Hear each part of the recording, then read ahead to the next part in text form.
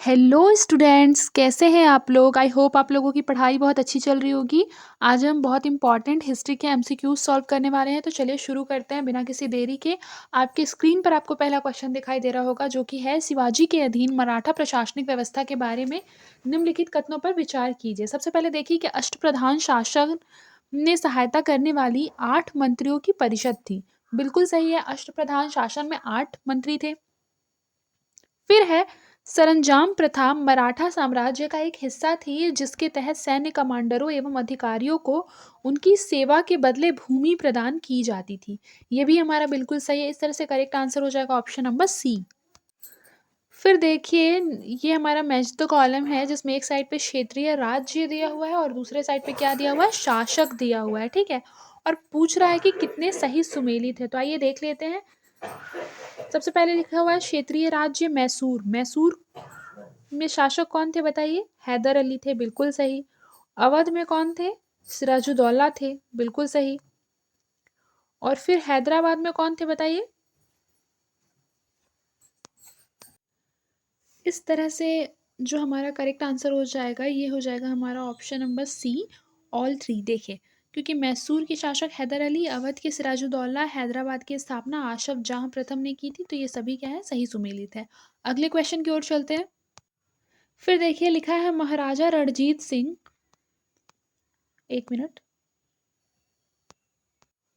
लिखा है महाराजा रणजीत सिंह के अधीन साम्राज्य के संबंध में निम्नलिखित में से कौन सा स्टेटमेंट सही है?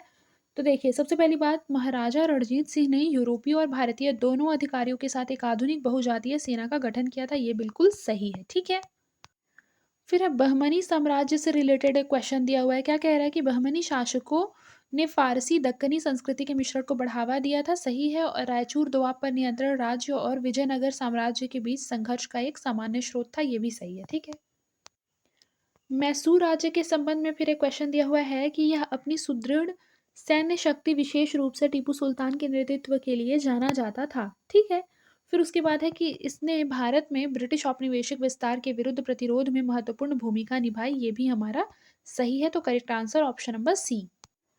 फिर देखिए, एक साइड पे सल्तनत है, दूसरे साइड पे क्या दिया हुआ है, संस्थापक दिए हुए हैं। क्या लिखा हुआ है, आइए देख लेते हैं। सबसे पहले लिखा हुआ है बहमनी।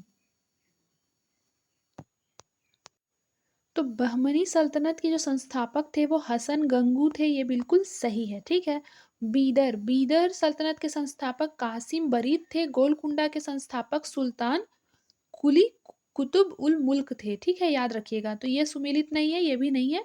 तो करेक्ट आंसर हो जाएगा ऑप्शन नंबर ए। राजपूत राज्यों के सांस्कृतिक योगदान के विषय में एक क्वेश्चन दिया हुआ है। क्या कह रहा है कि राजस्थानी लघु चित्रकला शैली के विकास में राजपूतों की महत्वपूर्ण भूमिका थी। सही है। फिर है राजपूत वास्तुकला में मुगल प्रभाव के कारण मुख्यतः इंडो इस्लामिक शैलियों का प्रभाव है। तो ऐसा नहीं है कि मुख्यतः इंडो इस्लामिक शैलियों का है, बहुत सारे ऐसे हिंदू वास्तुकला का भी प्रभाव है जो कि मेनली दिखाई देता है। ठीक है, तो ये रॉन्ग हो जाएगा। फिर है मुगल साम्राज्य के अंतर्गत कई राजपूत राज्यों को अर्ध स्वायत्त दर्जा प्राप्त था। ठीक है, तो ये हमारा सही हो जाएगा। Correct answer option number B.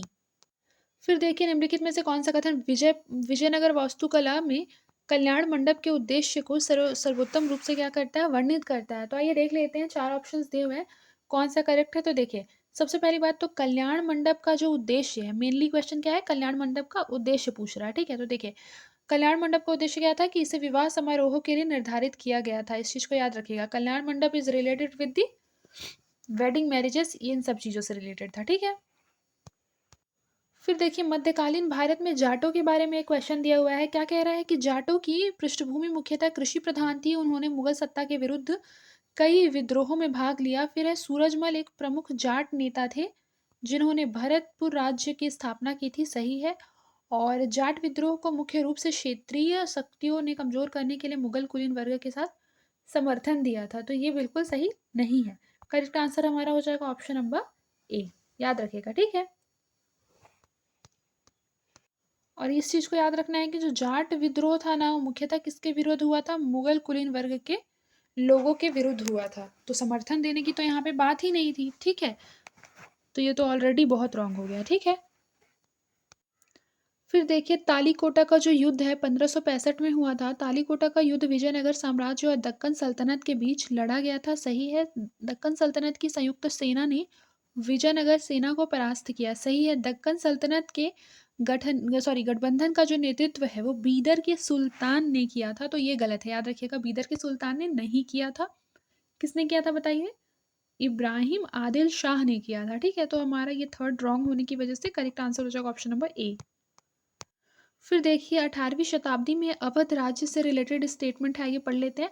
Awadh की संस्थापक बुरहान उल मुल्क सआदत खान को मुगल सम्राट ने इसका गवर्नर भी नियुक्त किया था, सही है। फिर अवध रणनीतिक दृष्टि से महत्वपूर्ण था क्योंकि यह समृद्ध गंगा के मैदानों एवं उत्तर भारत को बंगाल से जोड़ने वाले मुख्य व्यापार मार्गों पर नियंत्रण रखता था, ये भी हमारा सही है।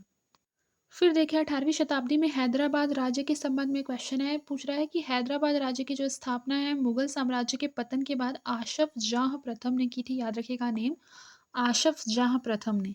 फिर राज्य पूर्ण रूप से स्वायत्त था और उसने कभी भी ब्रिटिश के साथ कोई गठबंधन नहीं किया, तो ऐसा हो सकता है कि कभी भी ब्रिटिश के साथ नहीं किया, ये रॉन्ग है, ठीक है, बहुत एक्सट्रीम सेंटेंस है, रॉन्ग है, क्योंकि किया था। फिर निजाम का जो प्रशासन है वो मुगल प्रशासनिक प्रथाओं से काफी प्रभावित था, ये सही है। तो करेक्ट आंसर हो जाएगा ऑप्शन नंबर ए 1 और 3। फिर देखिए निम्नलिखित घटनाओं पर विचार करना है और सही कालानुक्रम बताना है, ठीक है। आइए देख लेते हैं क्या कह रहा है। सबसे पहले लिखा है पानीपत का तीसरा युद्ध। बताइए पानीपत का तीसरा युद्ध कब हुआ था? मैंने आपको पहले भी बताया 1761 में हुआ था, सीजीपीसीएस में 2023 में पूछा गया था। बेसिन की संधि कब हुई थी? तो 1802 में हुई थी, यहाँ पे लिख देती हूँ 1802 में। द्वितीय आंग्ल मराठा युद्ध कब हुआ था? 1803 में हुआ था और चला था 1805 तक, याद रखिएगा। और प्रथम पूछेगा तो आप क्या बताएंगे? प्रथम अगर पूछेगा तो 1775 में हुआ था। और तृतीय आंग्ल मराठा युद्ध कब हुआ था? 1817 में हुआ था, ठीक है। इस चीज़ को याद रखिएगा, इस डेट को। अगर कालानुक्रमिक पूछ रहे हैं तो अब आप तो इजीली टिक कर सकते हैं इस क्वेश्चन को। बताइए, बिल्कुल सही, ऑप्शन नंबर बी। फिर देखिए छत्रपति शिवाजी महाराज के संबंध में निम्नलिखित कथनों पर विचार करना है, ठीक है।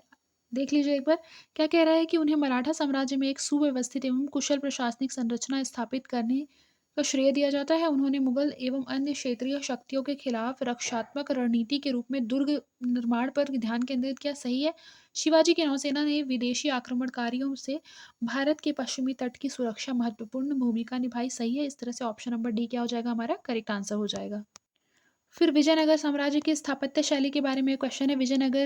विजयनगर के मंदिरों में ऊंचे गोपुरम एवं विशाल मंडप की प्रमुखता थी, ठीक है, बिल्कुल थी। फिर क्या लिखा है? अगला स्टेटमेंट पढ़िए। मूर्तिकला के फलकों पर प्रायः हिंदू महाकाव्यों, रामायण, महाभारत दोनों की कहानियां ही चित्रित की जाती थी, सही है। फिर कृष्णदेवराय ने विजयनगर में प्रसिद्ध विट्ठल स्वामी एवं हजारा स्वामी मंदिरों का निर्माण किया, ये भी सही है। करेक्ट आंसर हो जाएगा ऑप्शन नंबर डी, ऑल। फिर देखिए इसमें पूछ रहा है ऑपरेशन सद्भाव को कौन सा इसमें सर्वोत्तम रूप से वर्णित करता है? तो देखिए दक्षिण पूर्व एशिया में भारत के नेतृत्व वाली मानवीय सहायता पहल, ठीक है, दक्षिण पूर्व एशिया में, ये हमारा ऑपरेशन सद्भाव है। फिर देखिए हिंद प्रशांत महासागर पहल के संबंध में क्वेश्चन दिया हुआ है, आइए देख लेते हैं। स्टेटमेंट्स क्या कह रहे हैं? लिखा है कि आर्थिक विकासात्मक पर्यावरण मुद्दों पर सहयोग को बढ़ावा देता है, सही है। फिर क्या लिखा है? लिखा है कि यह सदस्य देशों के लिए कानूनी रूप से बाध्यकारी है, तो ऐसा नहीं है। फिर लिखा है इसे वर्ष 2019 में बैंकॉक में क्या किया गया था?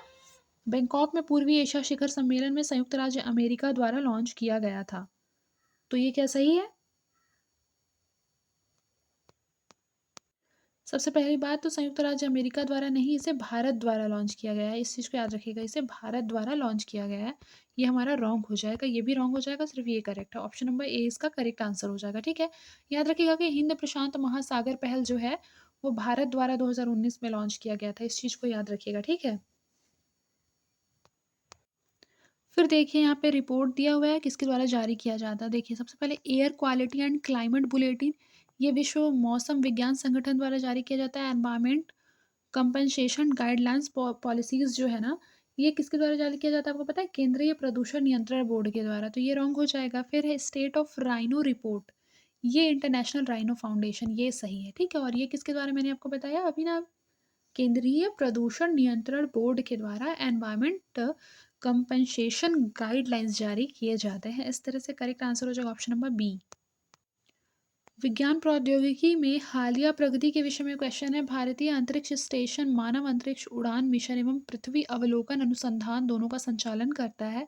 सही है। फिर ब्रेन कंप्यूटर इंटरफेस दृश्य संकेतों पर निर्भर हुए बिना मानव मस्तिष्क एवं बाह्य उपकरणों के बीच सीधा संचार संभव बनाता है। फिर है ऑर्गन ऑन चिप प्रौद्योगिकी अनुसंधान और औषधि परीक्षण का सुविधाजनक बनाने के लिए माइक्रो स्केल चिप पर मानव अंगों की प्रतिकृति बनाती है। ये भी सही है। इस तरह से करेक्ट आंसर क्या हो जाएगा? ऑप्शन नंबर डी हो जाएगा। Option number D.